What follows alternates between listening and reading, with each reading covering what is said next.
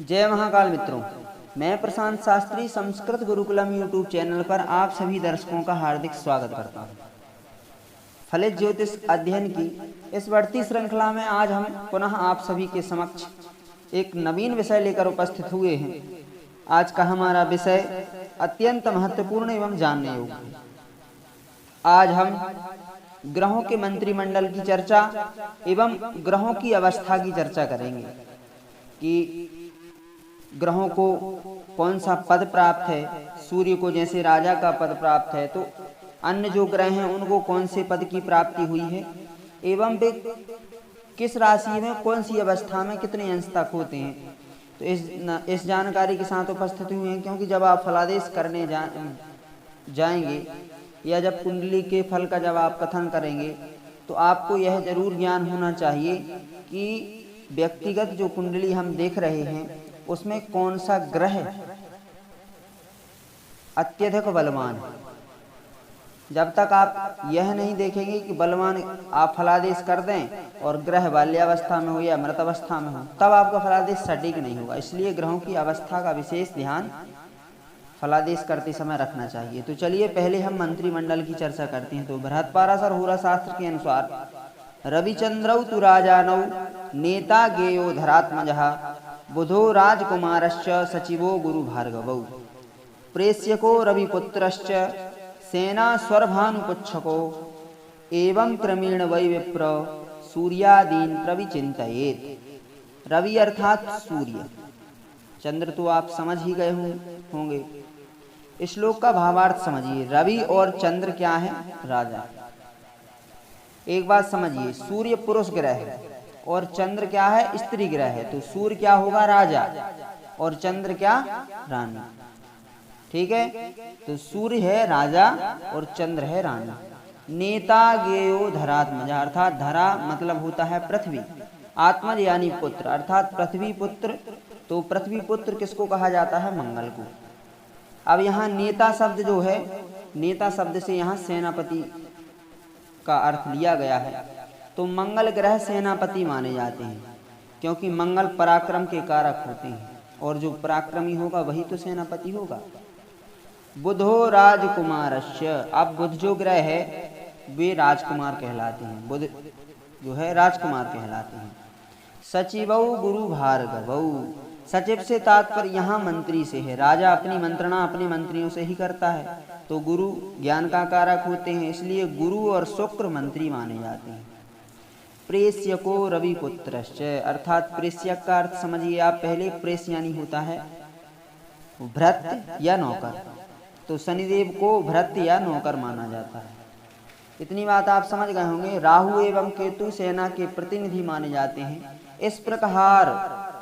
इस प्रकार नवग्रहों के मंत्रिमंडल एवं उनके बलाबल को ध्यान में रखकर ही हमें फलादेश करना उचित होगा। अब हम नवग्रहों की अवस्था की चर्चा करते हैं। नवग्रहों की अवस्था के विषय में दो प्रकार से अवस्थाएं हैं। एक तो समराशि में पृथक अवस्था होती है और विषम राशि में पृथक अवस्था होती है। तो ये अवस्थाएं ग्रहों की 5 प्रकार की होती हैं। पहली अवस्था होती है बाल्यावस्था, दूसरी होती है कुमारावस्था, तीसरी होती है युवावस्था, चौथी होती है वृद्धा एवं 5वीं मृतावस्था। तो ये समराशि एवं विषम राशियों में पृथक पृथक होती है, ये हम पहले ही बता चुके हैं आपको। तो पहले हम समराशि की बात करते हैं कि समराशि किसे कहेंगे। तो समराशि 2, 4, 6, 8, 10 और 12 ये राशियां होती हैं समराशि। जैसे 2 राशि क्या कौन सी होती है? वृष। 4 कौन सी होती है? कर्क। 6 कौन सी होती है? कन्या। 8 कौन सी होती है? वृश्चिक। 10 मकर, 12 मीन। वहीं विषम राशियों की चर्चा करें तो 1, 3, 5, 7, 9, 11 ये जो है विषम राशियां होती हैं। तो एक राशि कौन सी होती है? मेष। 3 मिथुन, 5 सिंह, 7 तुला, 9 धनु और 11 कुंभ। ठीक है, इतनी बात आप समझ गए कि समराशि कौन सी होती है, विषम राशि। यह बहुत जरूरी है, ध्यान में रखना। चलिए अब आगे बढ़ते हैं।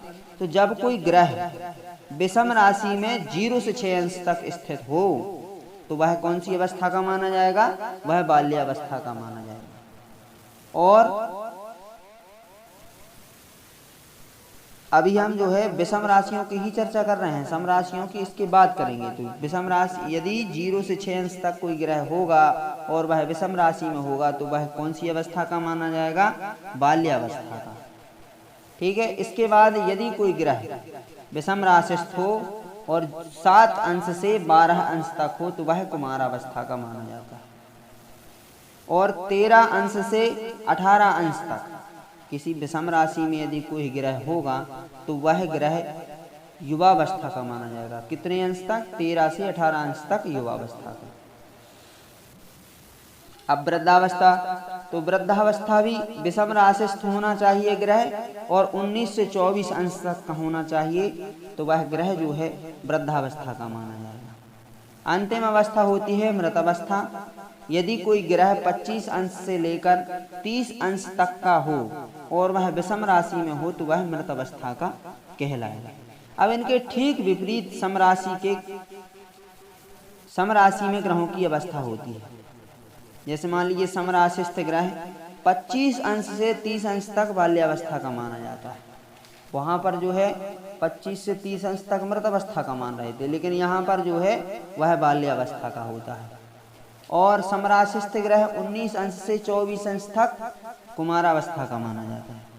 इसी प्रकार कोई ग्रह यदि 13 अंश से 18 अंश तक का हो और समराशि में हो या विषम राशि में हो तो वह युवावस्था का माना जाता है। अर्थात कहने का तात्पर्य यह है कि युवावस्था न समराशि में बदलती है न विषम राशि में। यदि 13 से 18 अंश तक है, चाहे वो समराशि में हो या विषम राशि में हो, वह ग्रह युवावस्था का ही माना जाएगा। सबसे प्रभावशाली ग्रह वही माना जाता है कुंडली में जो युवावस्था का होता है।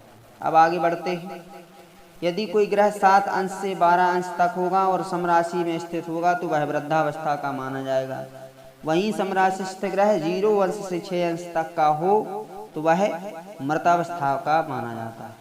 तो फल की चर्चा करें तो बाल्यावस्था में स्थित ग्रह इतना अधिक शुभ फल एवं अशुभ फल देने में समर्थ नहीं होते, क्योंकि बाल्यावस्था अर्थात बचपन की अवस्था में ग्रह क्या फल दे पाएंगे। कुमारावस्था में भी इसी प्रकार इतना अधिक नहीं फल दे पाते हैं, लेकिन युवावस्था में संपूर्ण फल देने में, क्योंकि उनके पास बलवत्ता रहती है और बलवान जो भी रहता है वह सब कुछ करने में समर्थ होता है, तो वह अपना पूर्ण फल देने में समर्थ होते हैं। वृद्धावस्था में भी इतना अधिक ग्रह अपना फल प्रदान नहीं कर पाते। मृतावस्था में भी ग्रह इतना अधिक शुभ एवं अशुभ किसी भी प्रकार का, यह नहीं कि शुभ फल नहीं दे पाते या शुभ या अशुभ किसी भी प्रकार का अधिक फल नहीं दे पाते। सबसे अधिक फल युवावस्था के ग्रह देते हैं, क्योंकि वह पूर्णतः बलवान होते हैं। आशा करता हूँ आपको समझ में आ गया होगा। मिलते हैं नवीन विषय के साथ, जब तक के लिए जय जय महाकाल, हर हर महादेव।